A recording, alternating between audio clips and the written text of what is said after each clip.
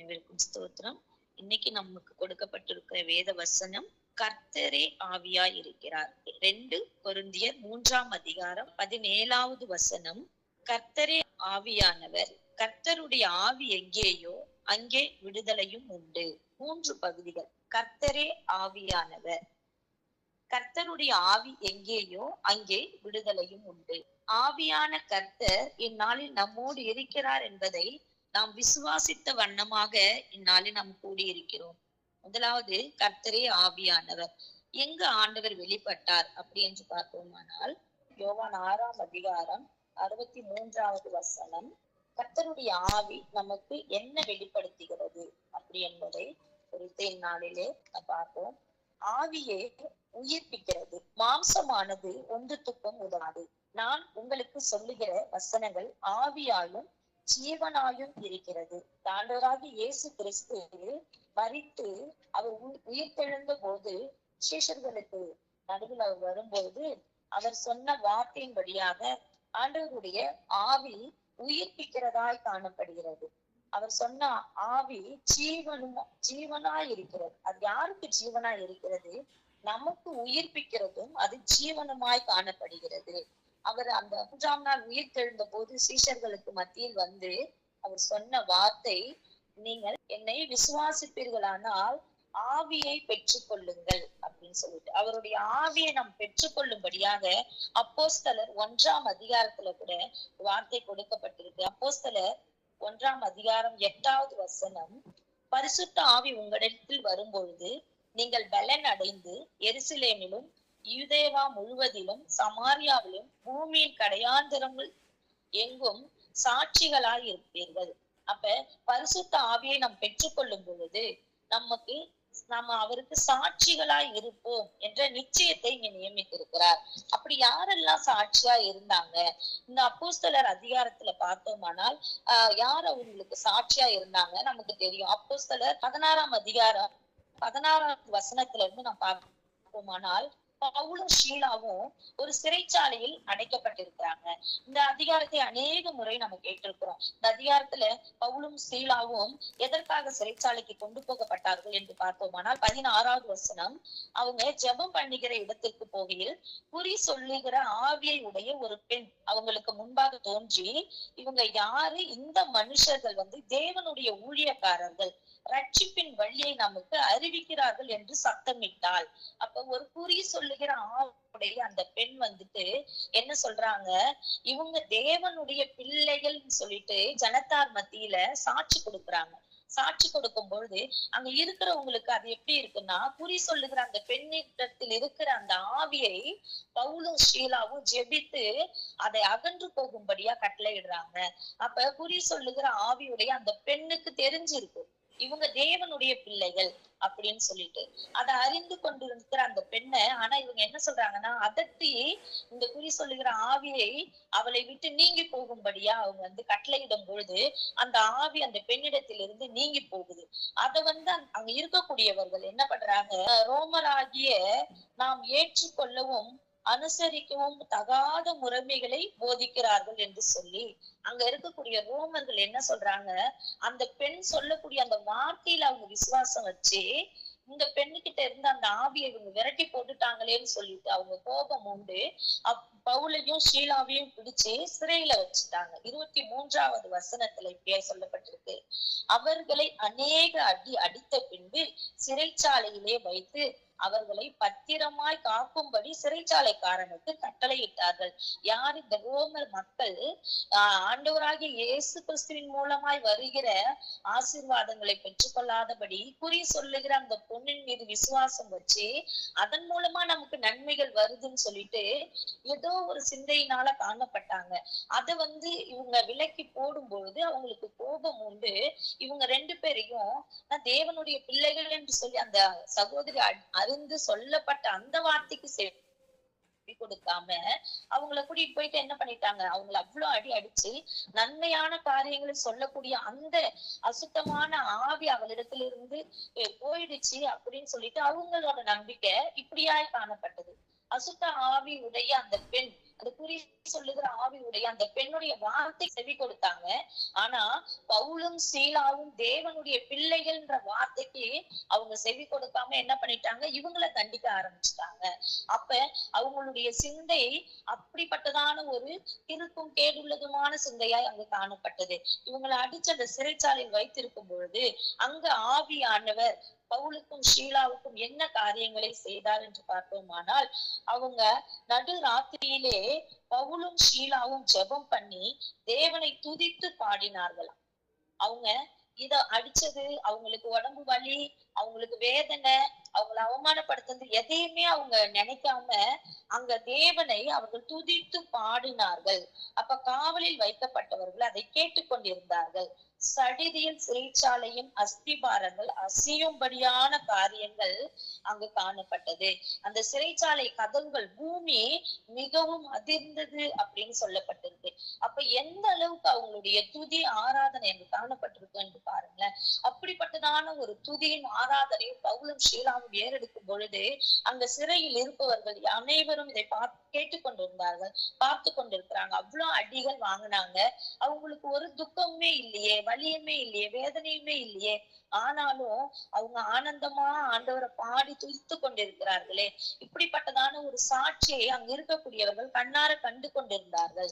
அப்பொழுது அந்த சிறைச்சாலை காக்கக்கூடிய அந்த தலைவன் என்ன பண்ணா, சிறைச்சாலை கதவுகள் திறந்திருக்கிறதை கண்டு, அப்ப அந்த அதிர்வின் மூலமாக அந்த சிறைச்சாலை தலைவன் என்ன நினைச்சிட்டாரு, இவங்க ஓடி போயிட்டாங்க, ஆளே இல்ல அப்படின்னு சொல்லிட்டு பயந்து தன்னுடைய பட்டயத்தை எடுத்து, ஏன்னா ராஜாவுக்கு நம்ம என்ன பதில் சொல்ல முடியும், ரோமாபுரியில இருக்கக்கூடியவங்க அவ்வளவு வைராக்கியமும் கொடுமையுமானவங்களா இருக்காங்களே, இவங்களையே அடிச்சுட்டாங்க, நம்மள என்ன பண்ணுவாங்களோன்னு சொல்லிட்டு நம்ம உயிரோடு இருக்கிறதே ஒரு சரியான காரியம் இல்லை என்று சொல்லி அவர் இருதயத்தில் சிந்தித்து கொண்டு அவர் என்ன பண்ணார், தன்னுடைய பட்டயத்தை உருவி தன்னை அவரு மாற்றிக்கலாம் அப்படின்னு சொல்லிட்டு போகும் பொழுது 27வது வசனத்துல இப்படியா சொல்லப்பட்டிருக்கு, பட்டயத்தை உருவி தன்னை கொலை செய்து கொள்ள போனான். அப்ப அங்க அவருக்கு ஒரு உயிர் மீட்சி கொடுக்கப்படுகிறது. அப்ப பவுல் சொல்றார் 28வது வசனம், பவுல் மிகுந்த சத்தமிட்டு, நீ உனக்கு கெடுதி ஒன்றும் செய்து கொள்ளாதே, நாங்கள் எல்லோரும் இங்கேதான் இருக்கிறோம் என்றான். அப்ப அங்கதான் நாங்க இருக்கோம், நாங்க யாரு, தேவனுடைய பிள்ளைகள், நாங்க எந்த விதமான ஒரு பாதகமும் அங்க உருவாகும்படியான காரியத்தை நாங்க ஏற்படுத்த மாட்டோம். அப்போ உன்னுடைய ஜீவனை நீ மாய்த்து கொள்ளாதபடிக்கு நாங்க அங்கதான் இருக்கிறோம் அப்படின்னு சொல்லிட்டு உறுதியா நிக்கிறாங்க அந்த சிறைச்சாலையில.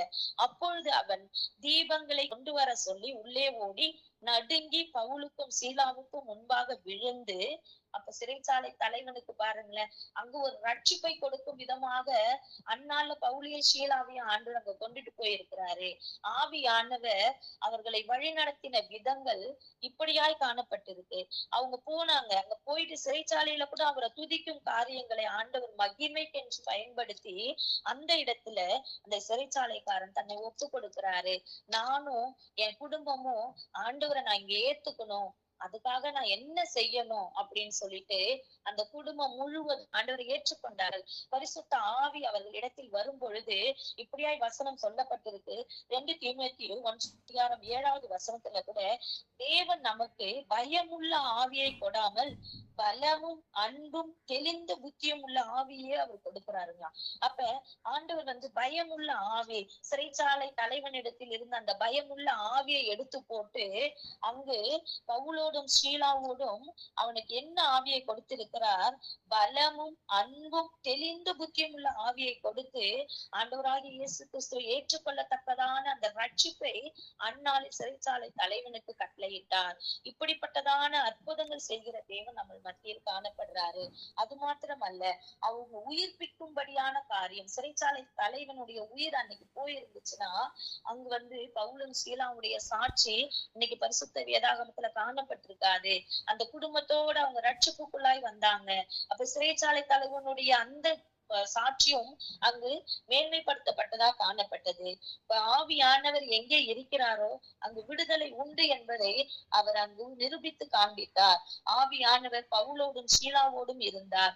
இந்நாளில கூட கர்த்தாவே, நாங்கள் கூடியிருக்கும் இந்த இடத்தில் நமக்காக ஆண்டவர் என்ன செய்ய சித்தமுள்ளவராய் இருக்கிறார் பார்ப்போமானால், ரோமர் 8ஆம் அதிகாரம் 1வது வசனம், இப்படியாய் கொடுக்கப்பட்டிருக்கு. ஆவியானவருடைய கிரியைகள் எப்படிப்பட்டதாய் நம்மளுடைய மத்தியில் காணப்படுகிறது அப்படின்றத வெளிப்படுத்தி இருக்கிறார். ஆவியானவருடைய கிரியைகள் என்று சொல்வோமானால் மாம்ச பிரகாரமாக அல்ல, ஆவியின் பிரகாரமாய் நாம் ஒன்று கூடும் பொழுது அங்க ஆவிக்குரிய காரியங்களை தேவன் நமக்கு முன்பாக வைத்திருக்கிறார். மாம்சத்துக்குரிய காரியங்கள் எல்லாவற்றையும் நீக்கி போட்டு ஆவிக்குரிய காரியங்களில் நாம் ஒவ்வொரு நாளும் நம்ம கூடி வந்து நிற்கிறோம். 8ஆம் அதிகாரம் 1வது வசனத்துல எல்லாம் வைத்திருக்கிறார். 7 வகையான காரியங்களை இந்நாளை நாம் பார்ப்போம். 1வது வசனம், கிறிஸ்து இயேசுவுக்குள் உட்பட்டவர்களாய் இருந்து மாம்சத்தின்படி நடவாமல் ஆவியின்படியே நடக்கிறவர்களுக்கு ஆக்கினை தீர்ப்பே இல்லையா. ஆக்கினை தீர்ப்பு, இந்த ஆக்கினை தீர்ப்பு இன்னைக்கு உலகத்தில் பாவங்களை கொண்டு வந்து விதைத்து அதன் மூலமாய் ஒவ்வொரு மனிதருக்கும் ஆக்கினை தீர்ப்பை விதைத்து விட்டு போகிறான் பிசாசானவன். இந்த காரியத்திலிருந்து நம்மை விடுதலையாக்கும்படியாக ஆண்டவர் இயேசு கிறிஸ்துவானவர் தாமே தன்னுடைய ஜீவனை ஆவியின் பிரமாணம் என்னை பாவமர என்பவைகளின் பிரமாணத்தின் என்று விடுதலையாக்கிற்றே. 2வது வசனத்துல எப்படிப்பட்டதான பாவங்களில் இருந்து நம்மை மீட்கும் பொருட்டாக இப்படிப்பட்ட வசனம் கொடுக்கப்பட்டிருக்கு. கிறிஸ்து இயேசுவினாலே ஜீவனுடைய ஆவியின் பிரமாணம். அப்ப ஜீவனுடைய ஆவி, ஆண்டவருடைய ஆவி நமக்கு ஜீவனுடைய ஆவி. அந்த பிரமாணம் என்னை பாவம் மரணம் என்பவைகளின் பிரமாணத்தில் என்று விடுதலை ஆக்கிற்றே. அப்ப பாவம் எங்க இருக்கோ அங்கு மரணம் உண்டு அப்படின்னு இருக்கு. அப்ப அந்த மரணத்தின் நின்றும் அந்த பாவத்தின் நின்றும் நம்மை விடுதலை ஆக்குகிற ஒரு காரியத்தை ஆவியானவர் நம் மத்தியிலே கொண்டு வந்து நிறுத்தி இருக்கிறார். அது எப்படி எனில், மாம்சத்தினாலே பலவீனமாய் இருந்த நியாய பிரமாணம் செய்யக்கூடாததை தேவனை செய்யும்படிக்கு தம்முடைய குமாரனை பாவ மாம்சத்தின் சாயலாகவும் பாவத்தை போக்கும் பலியாகவும் அனுப்பி மாம்சத்திலே பாவத்தை ஆக்கினை உள்ளாக அவர் தீர்த்தார்.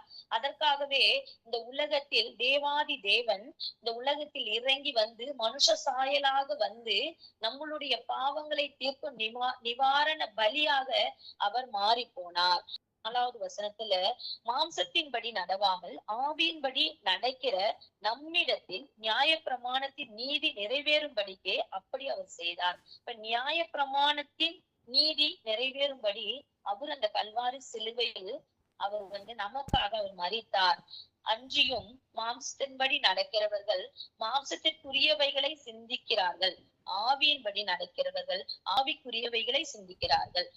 அந்த ஆவிக்குரிய வசனங்களையும் வார்த்தைகளையும் நாம் எப்பொழுதும் நம்மளுடைய இருதயத்தில் சிந்தித்துக் கொண்டே இருக்கிறோம்.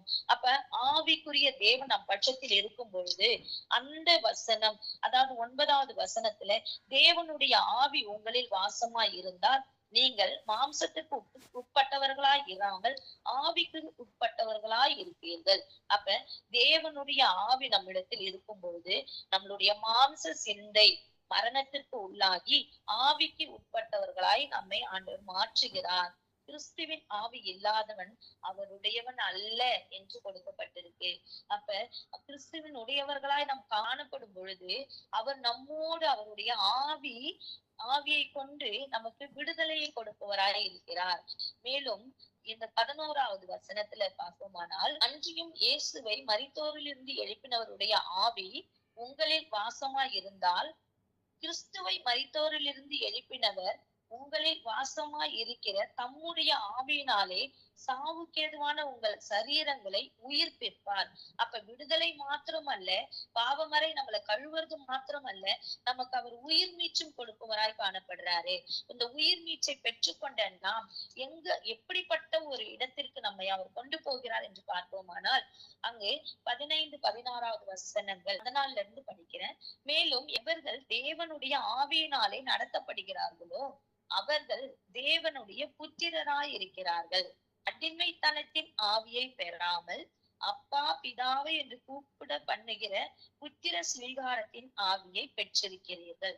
அப்ப அடிமைத்தனத்திற்குள்ளாய் காணப்பட்டு சிறைச்சாலையில் காணப்படுபவர்களை போல சிக்குண்டவர்களாய் இருக்கும் நம்மை அவர் விடுதலையாக்குவது மாத்திரமல்ல, உயிர் மீட்சி கொடுப்பது மாத்திரமல்ல, அவருடைய சொந்த குமாரத்திகளாக நம்மளை மாற்றி நம்ம என்ன பண்றாரு, அவருடைய ஆவியை, புத்திர ஸ்வீகாரத்தின் ஆவியை நமக்கு அவர் கொடுக்க சித்தம் உள்ளவராய் இருக்கிறார். நாம் தேவனுடைய பிள்ளைகளாய் இருக்கிறோம் என்று ஆவியானவர் தாமே நம்முடைய ஆவியுடனே கூட சாட்சி கொடுக்கிறார். அப்ப நம்மளுடைய தேவனுடைய பிள்ளைகளாக நாம் இருப்போமானால், அவருடைய ஆவி நம்மிடத்தில் இருக்கும் பொழுது அவரே நமக்காக சாட்சி கொடுப்பவராய் இருக்கிறார். இப்பேற்பட்ட தேவனை நாம் தாபரமாய் கொண்டிருக்கும் பொழுது அந்த பயமுள்ள ஆவி நம்மிடத்தில் எடுத்து போட்டு பலமும் அன்பும் நிறைந்த ஒரு ஆவியை ஆண்டவர் நமக்கு கொடுக்க சித்தம் உள்ளவராய் இருக்கிறார். அப்பொழுது தேவனுடைய ஆவி எங்கே இருக்கிறதோ, கர்த்தருடைய ஆவி எங்கே உண்டோ அங்கு விடுதலையும் உண்டு. அவருடைய ஆவியை ஒவ்வொரு நாளும் நம்மளுடைய சரீரத்திலும் நாம் பெற்றுக்கொள்வது மாத்திரமல்ல, நேற்றைய தினத்தில் பார்த்தோம், அநேக வருடங்கள் கூனியாய் காணப்பட்ட அந்த சகோதரி ஆண்டவர் நிமிர்ந்து நிற்க செய்தது போல இந்நாளிலும் நம்முடைய வாழ்நாளில் அவருடைய ஆவியின் பிரகாரமாக அநேக காரியங்களை செய்ய அவர் சித்தம் உள்ளவராய் இருக்கிறார். அவர் நம்மோடு பேசுகிற தேவனாய் இருக்கிறபடியினால் அவருடைய ஆவியை ஒவ்வொருவரும் பெற்றுக்கொண்டு அவருடைய ஆவியின்படியாகவும் சித்தத்தின்படியாகவும் நாம் செய்யும் பொழுது நம்ம பலவிதமாய் ஆசீர்வதிக்க வல்லவராய் இருக்கிறார். கர்த்தர் தாமே இந்த வார்த்தைகளை ஆசீர்வதித்து கொடுப்பாராக. ஆமேன்.